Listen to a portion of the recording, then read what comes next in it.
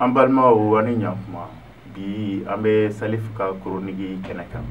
bi n bɛna n da don fɛn min na k'o fɔ aw ye o ye ORTM na kɔnɔna kow ye ORTM n'i y'a jateminɛ k'a lajɛ ORTM y'an ka faso telesoba de ye faso ka teleso de don ORTM fasodenw ka wari de bɛ kɛ ka ORTM labaara fasodenw ka wari de bɛ kɛ ka ORTM lamunumunu o ORTM kelen in n'i y'a ta k'a lajɛ o ORTM an bɛ don min na i ko bi ORTM ka baara o bɛnnen don an ka jamana ɲɛmaa a n'a ka gouvernement olu ka reportage bɔli dɔrɔn de la ni ye ORTM journal ta k'a lajɛ i t'a sɔrɔ journal bɛ daminɛ ni IBK ma taa a natɔ don ministre dɔ y'a don yan fɛ ministre dɔ y'a bɔ yan fɛ Mali journal la Mali teleso journal la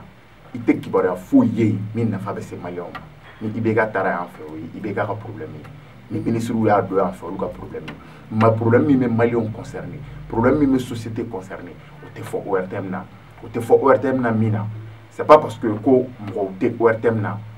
minnu tɛ se baara la journaliste ɲumanw bɛ ORTM na n ka foli b'u ye journaliste sɛbɛlamanw bɛ ORTM na n ka foli b'u ye mais u tɛ se ka baara kɛ u tɛ se ka baara kɛ ka da mun kan parce que ORTM direction ORTM directeur a manipulé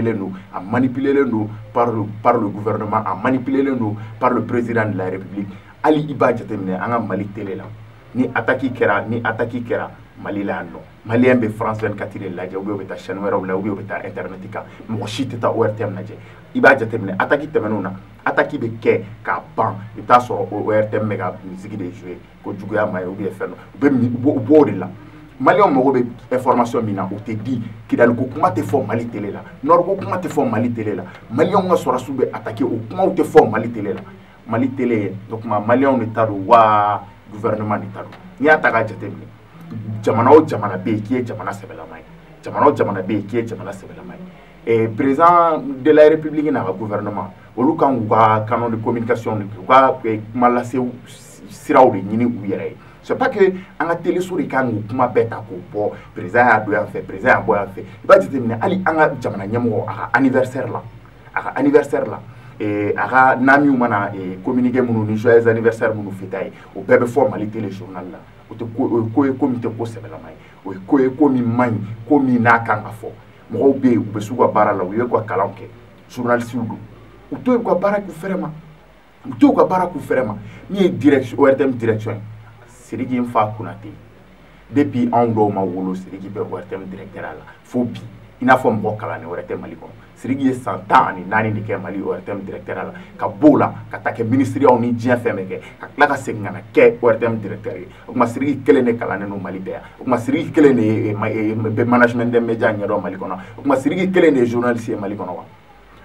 an ka ministres n'an ka ɲɛmɔgɔw u kan k'o jaabi d'an ma o Sidiki ni min y'o ye ORTM kɔni a kɛra Sidiki faso de ye a kɛra Sidiki facɛ ye ORTM kɔni Sidiki n'a somɔgɔw a kɔni a kɛra o ye ORTM na baarakɛla minnu bɛ yen min tɛ teri sira balima sira sinji sira a ka dɔgɔn n'i y'o bɔ a la a baarakɛla a ka dɔgɔn o Sidiki o muso o bɛ ORTM na yen nɔ o muso émission min bɛ ORTM na ni émission min n'a voyage b'a la ka tɛmɛ émission bɛɛ kan émission min bɛ ORTM na émission min n'i bɛ prime caman sɔrɔ parce que i bɛ voyager o émission Sidiki y'o émission ta k'o di a muso ma o émission tɔgɔ de ko Tunkaranke a muso o bɛ yaala diɲɛ ɲɛfɛ diɲɛ dugu dumanbaw la ka taga Mali tunkaranke minnu bɛ jamana ɲɛfɛ ka taga olu nɔfɛ ka taga émission kɛ k'olu ɲininka u ka kibaruyaw la o Sidiki kelen o muso samɛ min bɛ kɛ ORTM na Sidiki muso de bɛ samɛ kɛ ORTM télé la samɛ min kɛ seli min tɛmɛna an kɔrɔ o don o seli la samɛ la Sidiki muso bɔra k'a fɔ télé la ko an ka jamana ko a basigira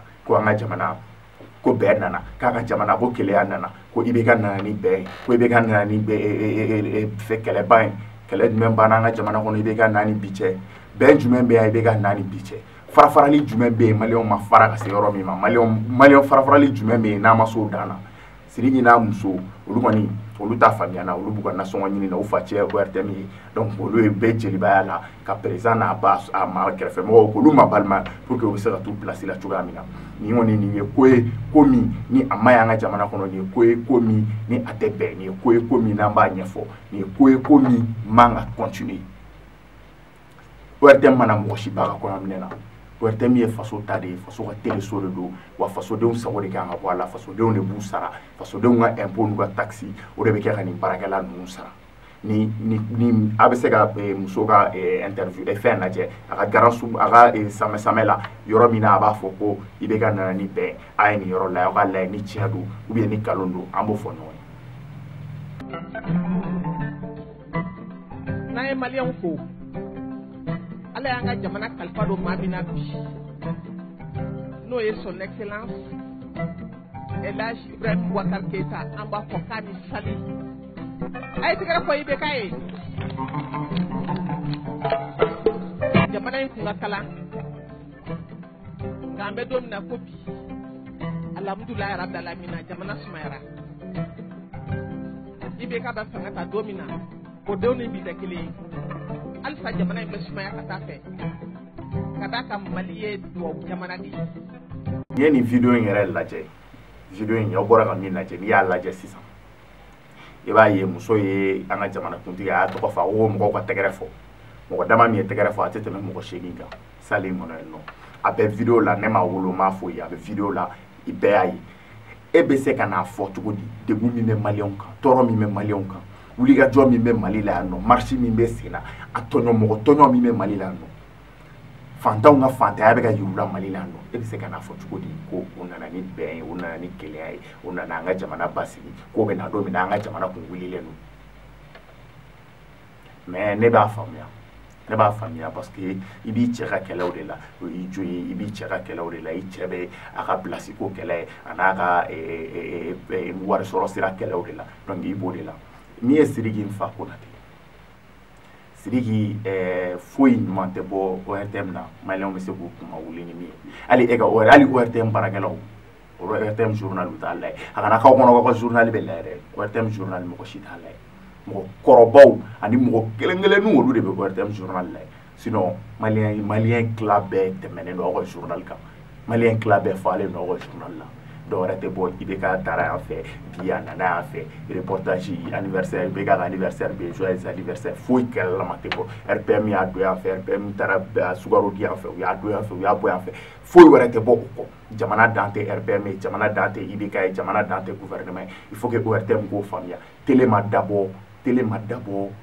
propagande kama ka kɛ gouvernement n'a ka jama ka propagande kɛyɔrɔ ye télé ma dabɔ ka mɔgɔw ka nkalon mɔgɔw ka nkalon k'o kɛ tiɲɛ ye télé ma dabɔ o kama télé dabɔra de a ka kibaruya di kibaruya ɲuman télé man ka prise de position kɛ i b'a jateminɛ ni marche kɛra Mali la ni marche kɛra ni opposition ni sen b'a la ou bien marche kɔni ka kɛ dɔrɔn parce que président bɛ ka fɛn dɔ kɛ ou bien jamana kɔnɔ gouvernement bɛ ka fɛn dɔ kɛ min ma bɛn ni marche kɛra Mali la k'o ɲɛfɔ ni ye ORTM mɔgɔw ka reportage la o marche la i b'a fɔ ko ayi u bɛ soli bɛɛ ɲɛ u bɛ taga depuis n'a fɔra ko marche ye 10 heures ye u bɛ taa depuis 8 heures u bɛ taa 8 heures o b'a sɔrɔ mɔgɔ damadamani min nana u b'olu filmer ORTM na ni mɔgɔ 6000 nana ORTM na u bɛ taa fɔ ko mɔgɔ 300 de nana a tɛ kun mɔgɔ si journaliste tɛ a tɛ ku i la n'i y'a kɛ Sidiki b'i kɛ a tɛ ku i la i k'a fɔ ko mɔgɔ ni mɔgɔ hakɛ de nana i b'a dɔgɔya de ka soli ka taa n'i ka caméraman a bɛ soli ka taa poyi ka taa filmer depuis mɔgɔ ma na ka sɔrɔ ka n'a fɔ ko mɔgɔ damadamani nana pour que k'o lagosi pour que diɲɛ mɔgɔw kana o ye sisan o tile tɛmɛna aw tɛ layɛ bilen o banna o médiaw bɛ yen internetiw bɛ yen mɔgɔw yɛrɛ bɛ se k'u ka fɛn bɛɛ kɛ ORTM layɛbaga yɛrɛ a ka dɔgɔn mɔgɔ tɛ ORTM layɛ o Mali la nɔ donc il faut que aw k'o de faamuya aw ka baara kɛ Sidiki e min ye directeur ye i ka journaliste to yen journaliste minnu u b'u ka baara dɔn ne b'o dɔn journaliste baden bɛ ORTM na u b'u ka baara dɔn u to yen k'u ka baara kɛ a kɛcogo la u to yen k'u ka baara kɛ a ɲɛma jamana bɛ taa ɲɛ o cogo de la jamana bɛ bɔ nɔgɔ la o cogo de la i b'a f'i muso ye k'an ka jamana k'a ma basigi i b'a f'i muso ye k'an ka jamana ko IBK nana sɔrɔ cogo min na k'a juguyara ka tɛmɛ o kan de ko sinon ko fɛn ma bɔ a la awɔ an balimaw bi kibaruya min bɛ n bolo ka lase aw ma ORTM kan a n'a kɔnɔko kan o de ye nin ye aw ni ce aw ka kulomajɔ la